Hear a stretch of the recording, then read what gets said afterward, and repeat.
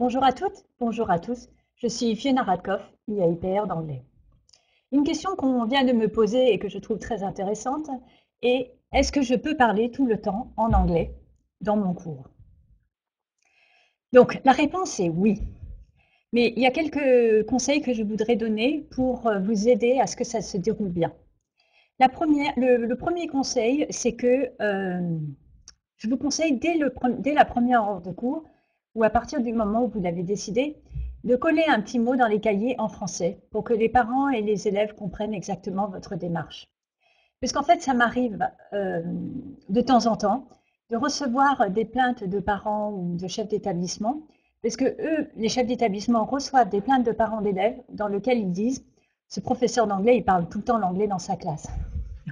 Ça peut paraître surprenant parce que c'est vraiment ce qu'on recherche, mais les parents ne comprennent pas toujours la démarche. Et donc, si vous voulez vous assurer d'être bien compris, mettez un petit mot en français dans les cahiers. Après, le deuxième conseil, ça va être de rassurer, euh, parce qu'il faut du temps pour que les élèves s'habituent. Alors, si vous êtes un native speaker, ça va être d'autant plus vrai parce que le débit va être plus rapide. Mais même si vous ne l'êtes pas, les élèves ne vont pas avoir l'habitude. Et les élèves, par expérience, sont très très fins pour obliger le professeur à passer par le français.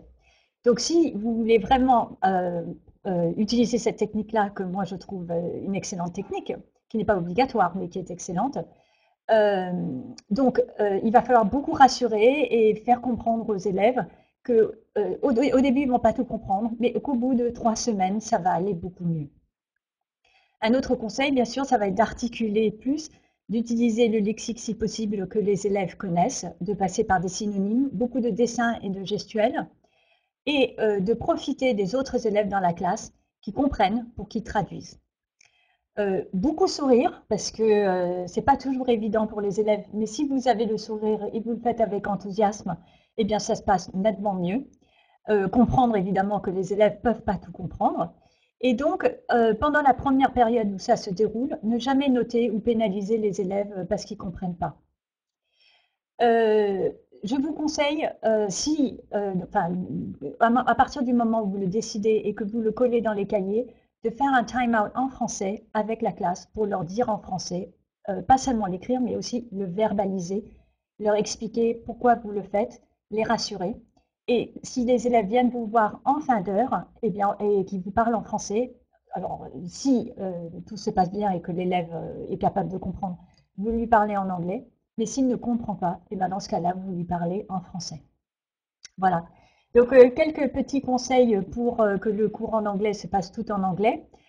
Ça évite, l'avantage, c'est que pour la grammaire, eh bien, on passe par l'essentiel, et ce qui n'est pas nécessairement la règle de grammaire, c'est l'usage qui fait qu'on retient la structure. Et voilà, donc c'est juste ce que je voulais dire sur cette excellente question qui m'a été posée tout à l'heure. Et donc la réponse, elle est oui. Voilà, je vous souhaite à tous et à toutes une excellente continuation et à bientôt. Au revoir.